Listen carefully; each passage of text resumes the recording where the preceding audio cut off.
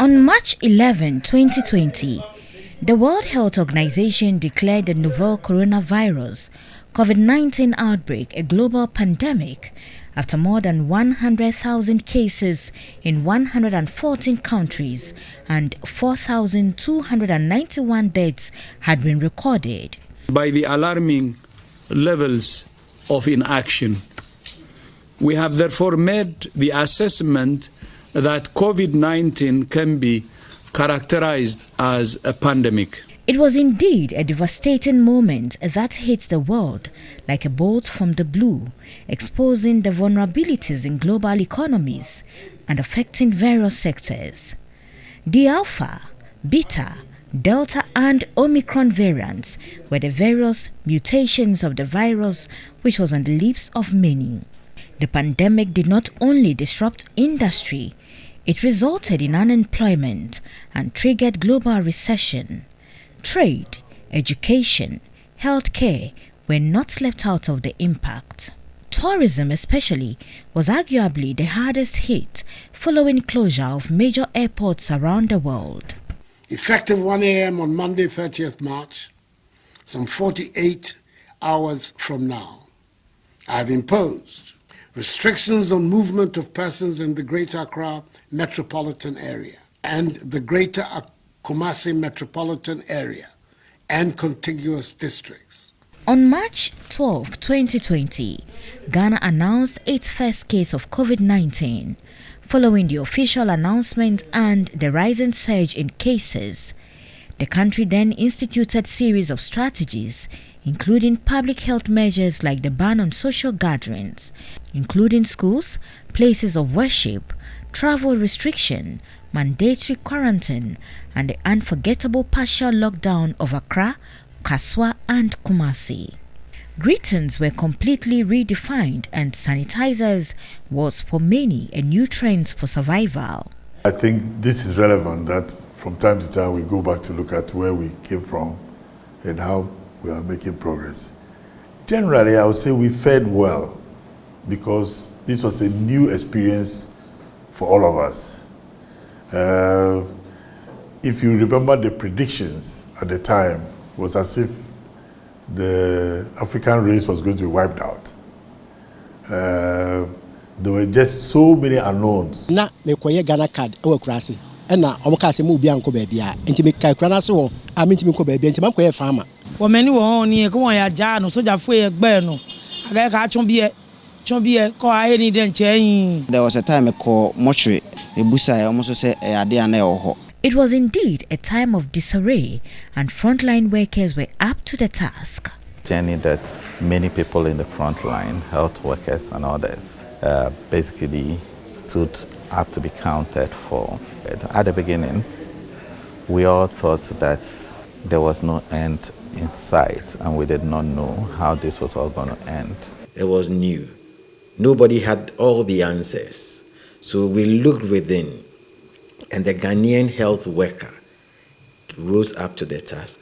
Esther Mausi Boche is one of the critical care nurses assigned during COVID-19, and she tells me the memories are unforgettable. When I go to the ICU, so as a form of diversional therapy, I like to sing with them. I'm a Christian, so I sing Christian song, all views. And she was a Pentecostal woman, so I would be singing the Pentecostal song. That's a form of encouraging them because people, they were there, sometimes they have lost hope.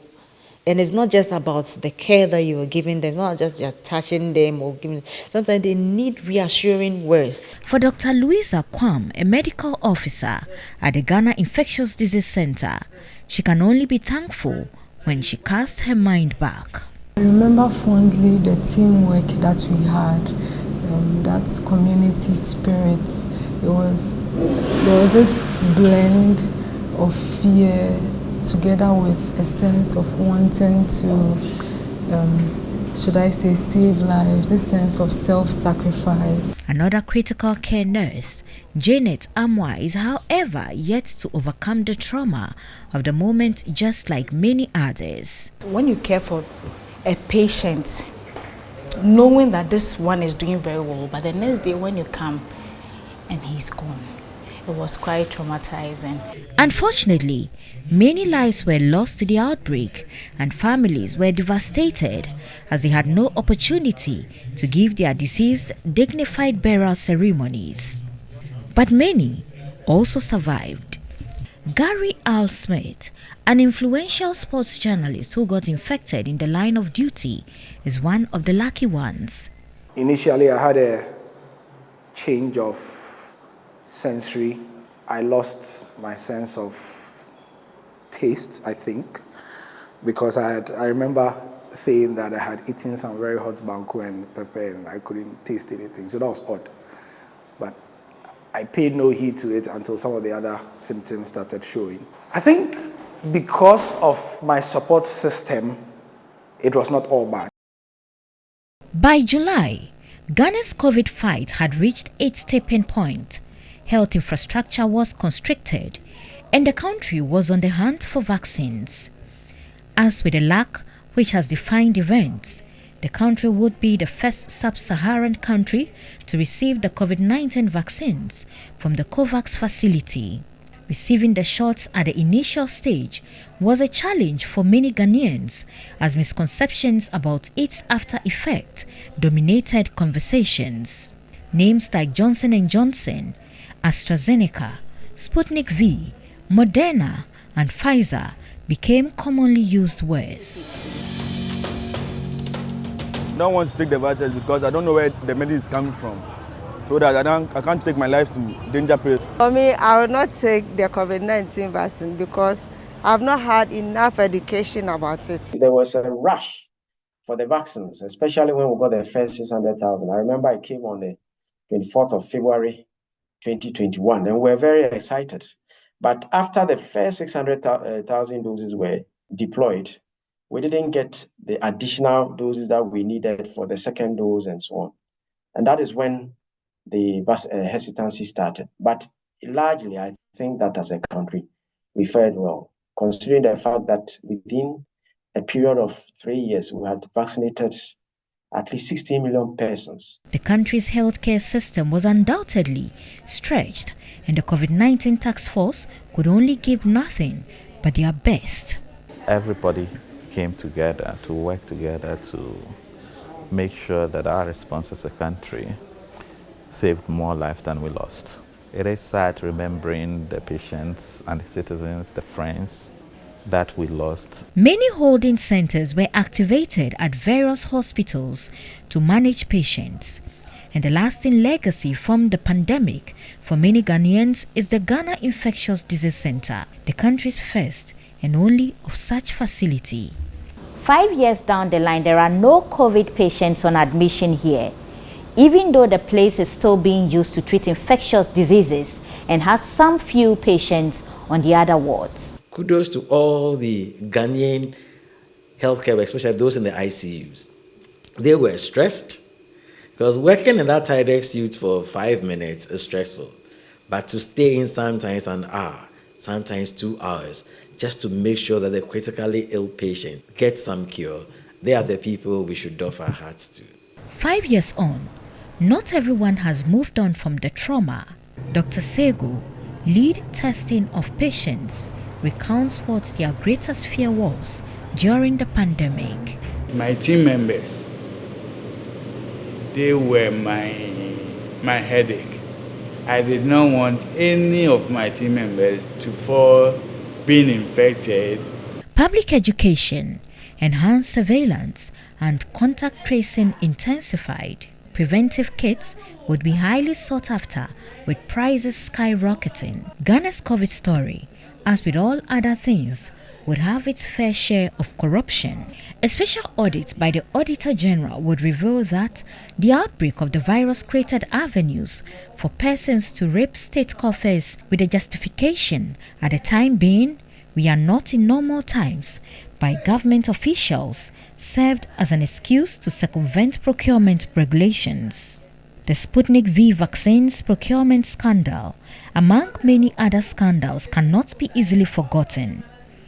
But as a country, how have we fared 5 years on? We did not do the post-COVID review. And If I ask you today, what was the major thing that we did during the COVID?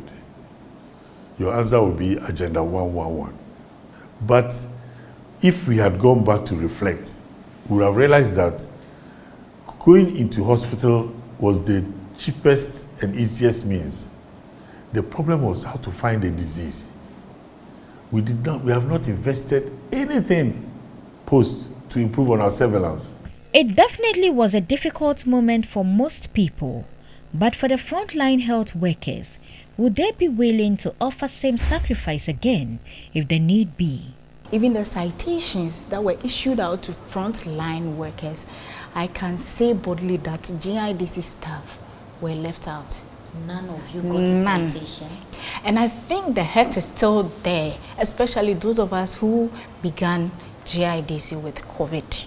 We think our efforts have not been well appreciated. Though so many things happened, which to me as the lead of the laboratory to GIDC, it was not desirable.